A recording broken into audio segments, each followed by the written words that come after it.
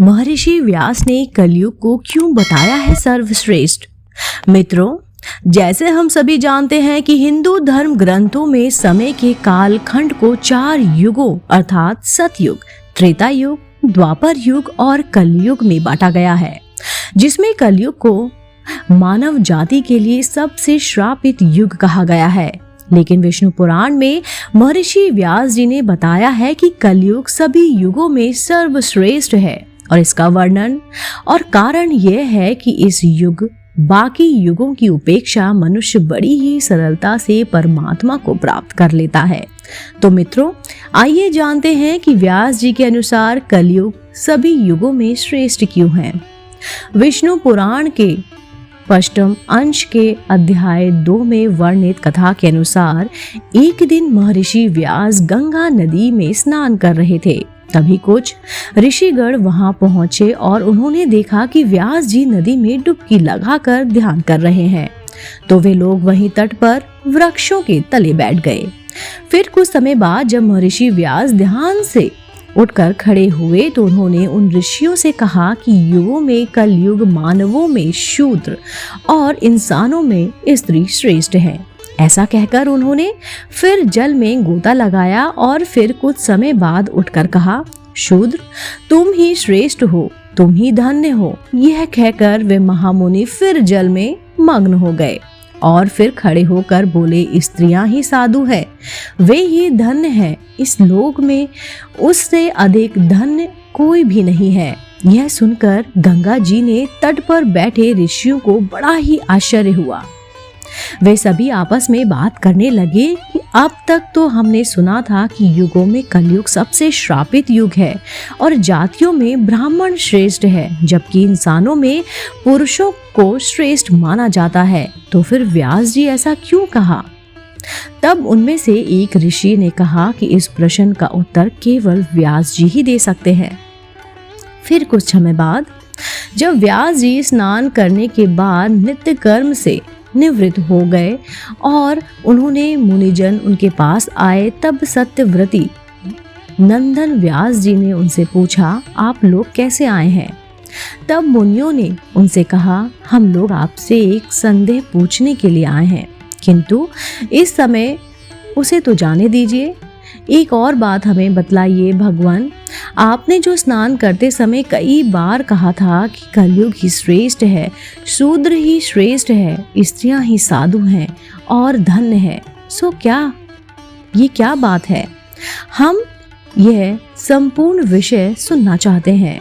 मुनियों ने इस प्रकार पूछने पर व्यास जी ने हंसते हुए कहा, हे मुनि श्रेष्ठों, मैंने जो इन्हें बारंबार साधु साधु कहा था उसका कारण सुनो। फिर व्यास जी ने कहा, जो फल सतयुग में 10 वर्ष तपस्या, ब्रह्मचार्य और जप तप आदि करने से मिलता है, उसे मनुष्य त्रेता युग में 1 वर्ष में, द्वापर में 1 मास और कलयुग में केवल 1 दिन रात में प्राप्त कर लेता है। इस कारण ही मैंने कहा कि कलयुग ही श्रेष्ठ है। जो फल सतयुग में ध्यान, त्रेता में यज्ञ और द्वापर में देवचार करने से प्राप्त होता है, वही कलयुग में श्री कृष्ण चंद्र का नाम कीर्तन करने से मिल जाता है। कलयुग में थोड़े से परिश्रम से ही पुरुष को महान धर्म की प्राप्ति हो जाती है। इसलिए मैं कलयुग को अति सुंदर और संतुष्ट मानता हूँ और इसे सभी युगों में श्रेष्ठ मानता हूँ। अब शूद्र क्यों श्रेष्ठ है यह बतलाता हूँ। ब्राह्मणों को पहले ब्रह्मचर्य व्रत का पालन करते हुए वेदाध्ययन करना पड़ता था और फिर स्वधर्मचारण से उपार्जित धन के द्वारा विधि पूर्वक यज्ञ करने पड़ते थे। इसमें भी व्यर्थ वार्तालाप, व्यर्थ भोजन और व्यर्थ यज्ञ उनके पतन के कारण होते थे, इसलिए उन्हें सदा संयमी रहना आवश्यक होता था। सभी कामों में अनुचित करने से उन्हें दोष लगता है, यहाँ तक कि भोजन और जल आदि भी वे अपने इच्छा अनुसार नहीं भोग सकते, क्योंकि उन्हें संपूर्ण कार्यों में परमतंत्रा रहती है। इसी प्रकार वे अत्यंत क्लेश से पुण्य लोगों को प्राप्त करते हैं। किंतु जिसे केवल मंत्रहीन पाक यज्ञ का ही अधिकार है, वह शूद्र द्विजों की सेवा करने से ही सदति प्राप्त कर लेता है। इसलिए वे अन्य जातियों की उपेक्षा धन्यांतर है। हे मुनि, शूद्र को भक्ष्य आवश्यकता और अथवा पया को कोई नियम नहीं है, इसलिए मैंने उन्हें साधु कहा है।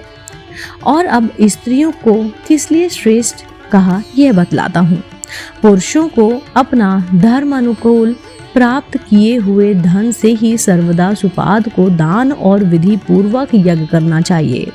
जैसा कि आप सभी जानते हैं कि इस द्रव्य के उपार्जन तथा रक्षण में महान क्लेश होता है और उनको अनुचित कार्य में लगाने से भी मनुष्य को जो कष्ट भोगना पड़ता है, पुरुष गण इन तथा ऐसे ही अन्य कष्ट साध्य उपायों में क्रमश प्रजापत्य आदि शुभ लोगों को प्राप्त करते हैं, किंतु स्त्रियां तो तन मन वचन से पति की सेवा करने से ही उनकी हितकारिणी होकर पति के समान शुभ लोगों को अनासाय ही प्राप्त कर लेती हैं, जो पुरुषों को अत्यंत परिश्रम से मिलते हैं। इसलिए मैंने तीसरी बार ये कहा था कि स्त्रियां साधु हैं। इसके अलावा महर्षि व्यास जी ने बताया कि जिन पुरुषों के गुण रूप जल से अपने समस्त दोष धो डालते हैं, उनके थोड़े से प्रयत्न से ही कलयुग में धर्म सिद्ध हो जाता है और शूद्रों को द्विज सेवा परायण होने से और स्त्रियों को पति की सेवा मात्र करने से ही अनायास धर्म की सिद्धि हो जाती है। इसलिए मेरे विचार से ये तीनों धन्यांतर हैं, क्योंकि सतयुग आदि अन्य 3 युगों में भी द्विज जातियों को ही धर्म संपादन करने में महान क्लेश उठाना पड़ता है। इतना ही नहीं, इन अत्यंत दुष्ट कलयुग में एक और महान गुण है कि इस युग में केवल कृष्ण चंद्र का नाम संकीर्तन करने से ही मनुष्य परम पद प्राप्त कर लेता है। हे मुनिगण, इसलिए मेरी सलाह है कि कलयुग में मनुष्य अपने जीवन को सफल और सुखी बनाने के लिए सदा ही श्री कृष्ण रूपी हरि नाम का जाप करे और मृत्यु के बाद वैकुंठ धाम में परम पद पाने के लिए अपना मार्ग प्रशस्त करे। ओम नमः शिवाय। महर्षि व्यास ने कलयुग को क्यों बताया सर्वश्रेष्ठ। उम्मीद करती हूँ आपको ये जानकारी ज़रूर पसंद आई होगी। अगर आप ऐसे ही धार्मिक पौराणिक कहानी कथाएं सुनना पसंद करते हैं तो आप मेरे चैनल आध्यात्मिक कहानियों को तुरंत से लाइक कीजिए, शेयर कीजिए और सब्सक्राइब कीजिए। मैं आपको मिलती हूँ जल्द ही इसी चैनल पर नई रोचक जानकारी के साथ। आप देख रहे थे आपका अपना पसंदीदा यूट्यूब चैनल आध्यात्मिक कहानियाँ।